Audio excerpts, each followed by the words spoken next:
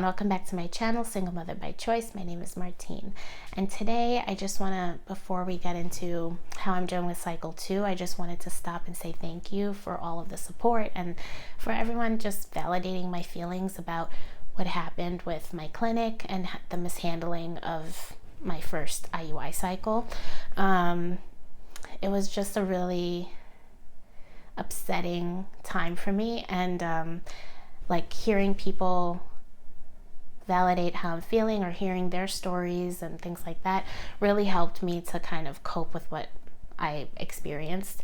So that was really helpful. So I want to say really thank you so much for the overwhelming support here and on Instagram and on Twitter and Facebook. Like, people reached out in many different ways, and it was really helpful, and people are still checking in with me and stuff like that and showing support, so I really appreciate it. But I kind of wanted to recap everyone on what happened with the clinic. So if you haven't seen my last video, I suggest you do, just so you kind of understand what's been going on.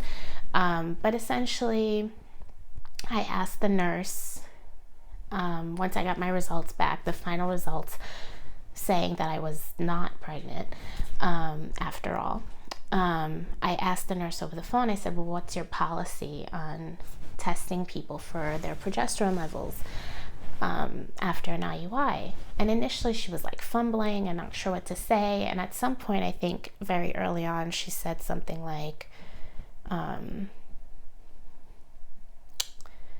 well, with we don't test progesterone's levels unless it's like your first, or something like that. Like, you could tell she was like trying to come up with something perhaps to change the story. And I was like, excuse me, I'm confused. What do you mean? Like, this is my first IUI.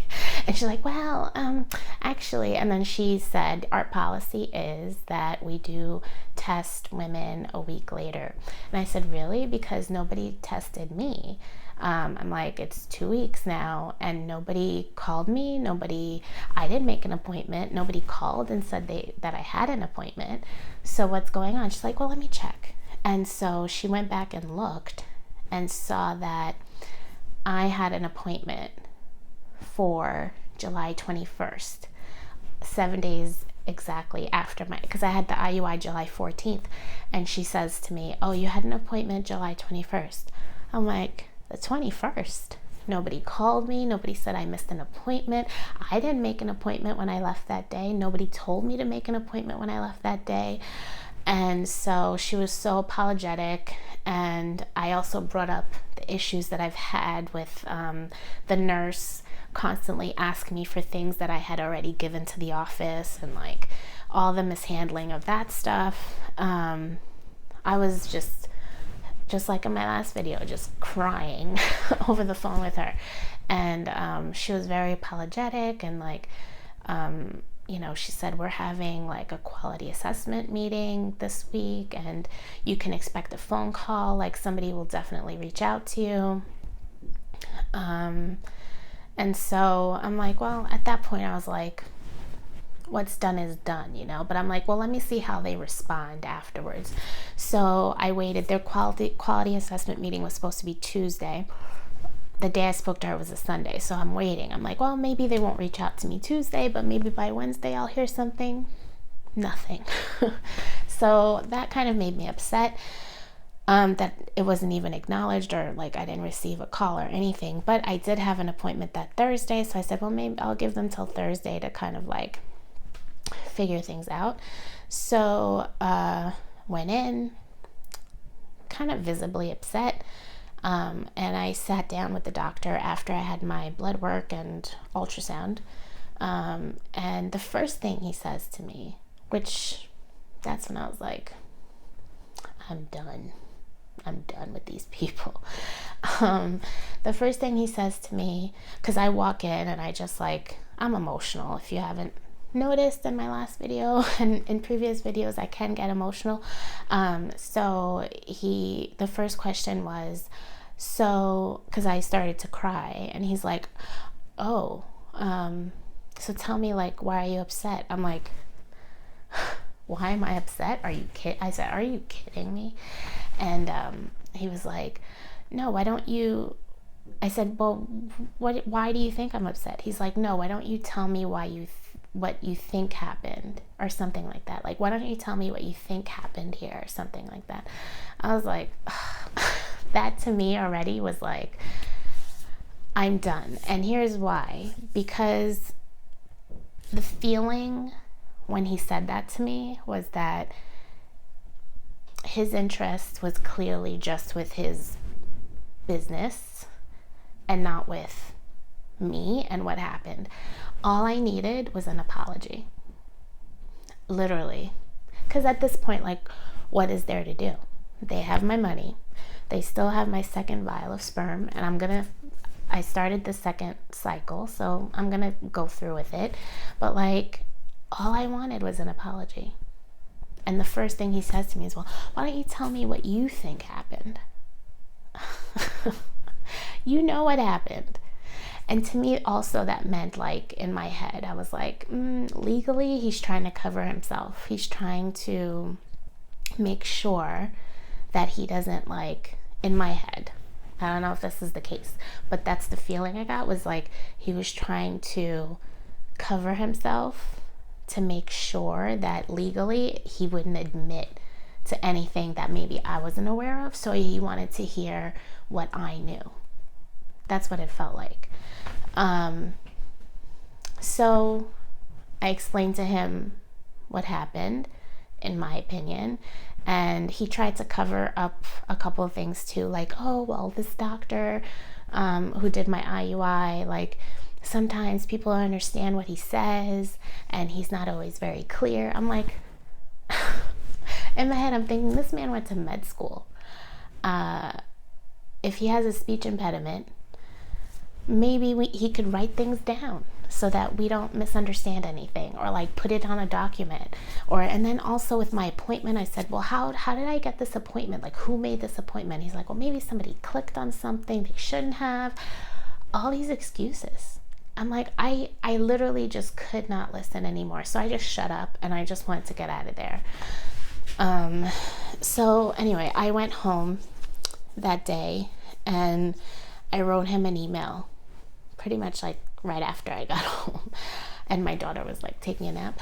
I wrote him an email basically saying like how disappointed I was, and that the biggest disappointment, I think I shared the letter, so I'll share it again down below. I'm not gonna like recap it, but basically that I was done with his practice after this cycle, because I just don't feel safe and I don't feel like I trust them anymore, basically. And maybe 2 days later, he got back to me, and he's like, I didn't hear the phone because I was with my family and my daughter, but he left this like really long voicemail, basically apologizing and saying all the things that he should have said in the first place. I was just like shaking my head. I'm like, all I needed you to do at that point, because there was nothing else we could do.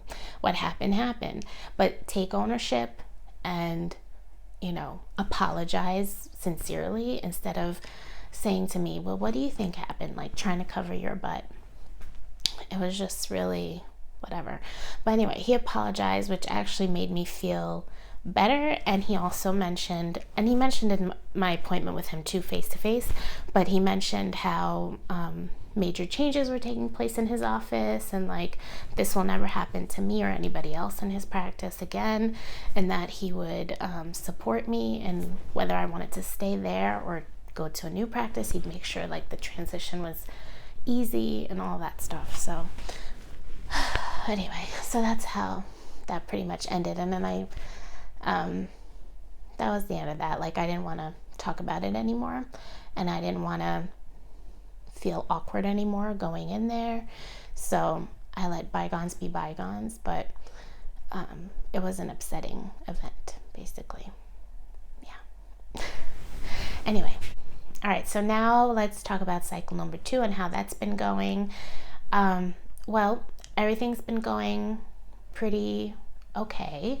The first appointment that I had after having taken Clomid for 5 days and Gonal-f every other day for 5 days, basically the ultrasound showed that I had follicles there, but they were too small for them to measure. So I had to continue taking Gonal-f because I was done with Clomid, but keep taking Gonal-f every day. And then I went back in and they saw 4 follicles. Now 2 were a good size, but 2 were on the smaller side. So we were hoping that, you know, they would both keep growing. So I went back today, August 9th, and the scan showed that I had 6. So I was like, 6? Whoa. But no. Up and then down. That's how it goes when you're trying to conceive. So 6 follicles, but only 2 are big enough. So one is, I think, 18, and the other is like a 20 or 21 and a half, which are nice sizes. But there are 2 that are like a 14, and then the other 2 are like super small. So the nurse practitioner that I saw today said she's seen women conceive with 15 millimeter eggs that were mature. Like, just because they're smaller doesn't mean they're not mature. I'll pray that that's true, but I'm basically working with 2 follicles this cycle. So I'm just praying things work out, you know. And the reason this feels like, you know, big is basically this is my last attempt for baby number 2. It's unfortunate, but you know, I do have enough money saved if I wanted to try again, I suppose, but then that would really shortchange me in the long run, because I am staying home for another year with my daughter, and I don't want to blow through all of my money because I do have an older car. I don't know what's going to happen with that, and you just never know when things are going to come up.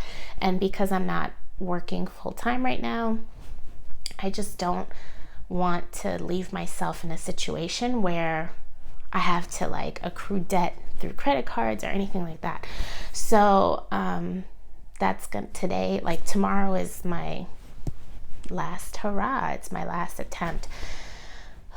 So it feels kind of like a heavy moment, like a lot of pressure. But I'm gonna remain hopeful. I have a lot of support through this community and my family. So I feel like, you know, with all of that good energy, hopefully something, you know, good comes of it. And, you know, it really only does take 1 follicle, 1 good egg, and 1 good sperm. So I'm hoping that I'll have some good news in a couple of weeks. What's different this time is that I will be starting progesterone 2 days after my IUI. So I'm having my IUI Saturday morning, 8 a.m. Eastern time. Think about me. And on Monday, I'll be starting my progesterone suppositories.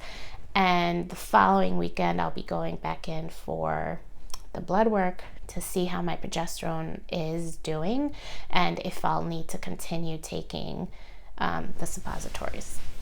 So that's something that's new and different based on what happened last time. Yeah, and that's it.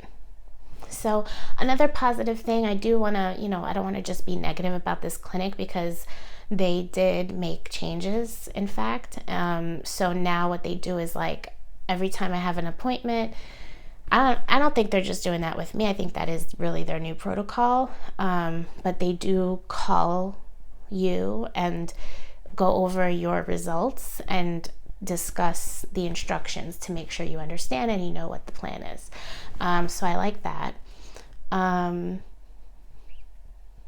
Yeah, and that's basically it. And also apparently they got rid of a couple of people in the office that kind of dropped the ball. I mean, I feel bad that they lost their job if that is what happened, but I'm happy that I am starting to see some changes, and it does make me feel comfortable. It makes me feel like, okay, they took it seriously. They're making changes, hopefully for everyone and not just to accommodate me, you know. So that's some good news too. But anyway, long story short, tomorrow's the IUI. pray to God that I have some good news in a couple of weeks. And that's it. That's it for now. So leave your comments below. Love hearing from everybody. Love talking to you. Love hearing your stories and all of that. I'm very approachable. Reach out to me here on my Instagram, Facebook, Twitter. I'll link everything down below. And thanks again for watching, and thanks again for all the support and validation. I really did appreciate it. So I'll see you next time, everybody. Bye.